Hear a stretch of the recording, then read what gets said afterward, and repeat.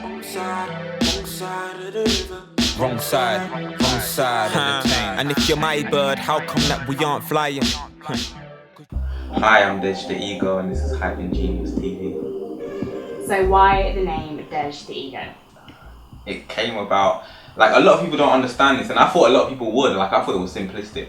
But it comes about from, like, my background in psychology. So if you study psychology, then I really do expect you to know this, like, what an ego actually is. And because I've done psychology, like, if you look deep into my branding, the whole branding is around, like, psychology and all that kind of stuff, and the way, like, psychology and music mix. So the name just came about like my personality anyway. It's like a lot of people say that I've got like the personality of like a proper ego, like I'm like proper confident, borderline arrogant kind of thing. A lot of people say that I have ego and I have a lot of pride.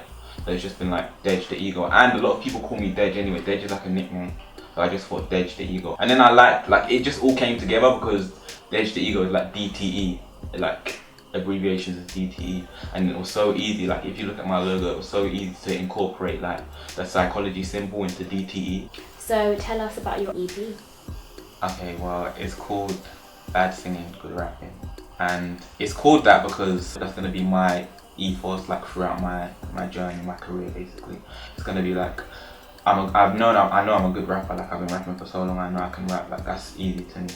But I've always been in love with like melody, especially being a producer. I've always liked that, so I've always tried to incorporate that like into my kind of rapping. So, but then I know I'm not a singer at the same time. Like I know you're not gonna see me trying to perform riffs in my music and all that kind of stuff. But I just want to let people know, like I know I'm not a singer, but I'm still going to be singing. So that's why I call it bad singing, good rapping. And even when I say bad singing, that doesn't mean it's like unpleasant to the ears. It's still gonna be good on the ears, but just know that I'm using the auto-tune. I'm not trying to be a singer, but I do want to use melody. It's kind of like talking with melody, basically, rapping with melody. What you can expect from it is good beats, again, good rapping, and just like me proving like different aspects of my ability. So I prove I can songwrite, I prove I can rap, I prove I can produce, I prove I can kind of like do transitions and all that kind of stuff, all the like little elements of music. Nice. And do you have a favourite track on the EP? I do. It's called Couples in Westfield.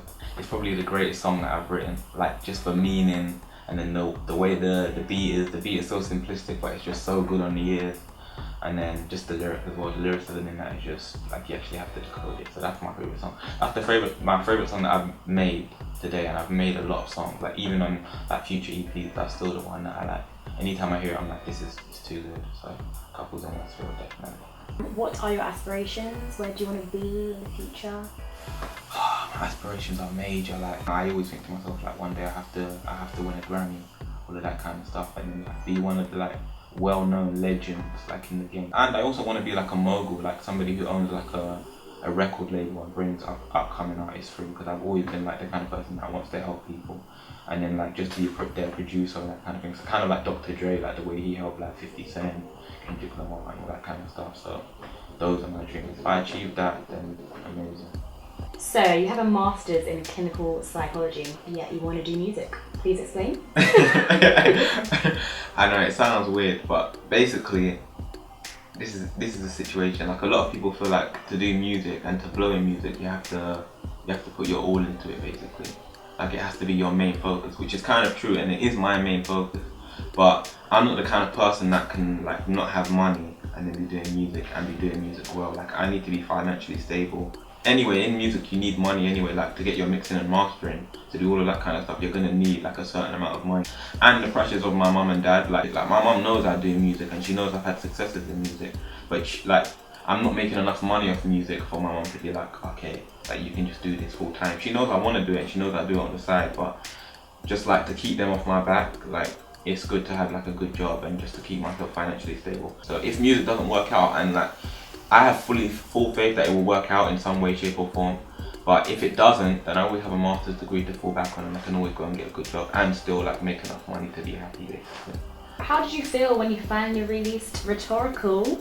How was the response?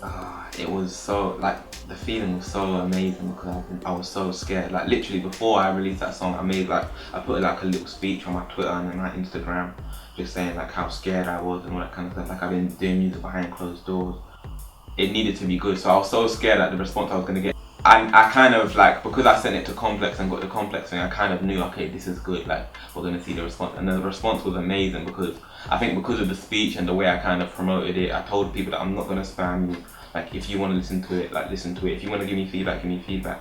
So the response was so good. Like everybody was like, they were surprised that like they knew that I could rap and all that, but they were surprised at like how I could make something from scratch sound like so like proper and professional and all that kind of stuff. And what major challenges have you had to overcome whilst creating this amazing EP? The fact that like where I am now, like being a producer, just doing the mixing and mastering course and then rapping and like taking so much knowledge, I'm developing so quickly, like everything, like basically every time I make a song it's better in some way, shape or form than the last song, whether that's the mix, that's the lyrics or like the hook or anything. So it's like making something and then like waiting 2 weeks for it to come out and then making something better, then thinking, okay, I don't want to release this anymore because I don't want people to think that's my ability when I'm really here. So it's like always like a catch-up kind of game. Like I keep making new music, then waiting to release it, and then I make something else, think it's better, I drop that track, and keep going like that. I need to like make sure that I'm sticking to like releasing my releases because it's good for people to see the progression as well at the end of the day. But that's something I'm struggling with. After you've made like a sick track, who's like your number one person to go to like, listen to it? Or do you have someone? I always play my music in the studio. I even pulled the stunt on you guys today. Maybe you don't notice it. Like I always play my music and I watch from my corner of my eye the reaction, or I take in little bits of what people say so that I know which tracks like really bang. Because that's what I want my music to be. I want it to be like you're just like somewhere you're vibing and then you might hear a track in the background and you're like, whose song is this? This song is so good. Like, and that's how I want my music to be. So what do you do if you get brain block whilst writing? If you do get brain block? I don't. I don't, not with writing.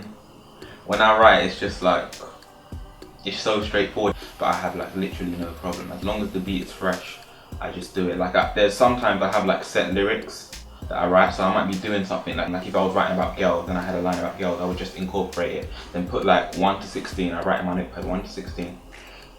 And then if it's 24, then I write 1 to 24. If it's 16, I write 1 to 16. And then where I think that line would be good, I just put it in there, then just work around that, and it just comes together so like easily. I do get kind of creators block on like producing, but with that, like if you get the block, you just stop, go again the next day. Maybe you might need to listen to sort of like more music, and then you'll get inspired. Like you want to make this, but it's hardly ever. I don't really suffer from that, to be honest. I'm just a genius. Okay.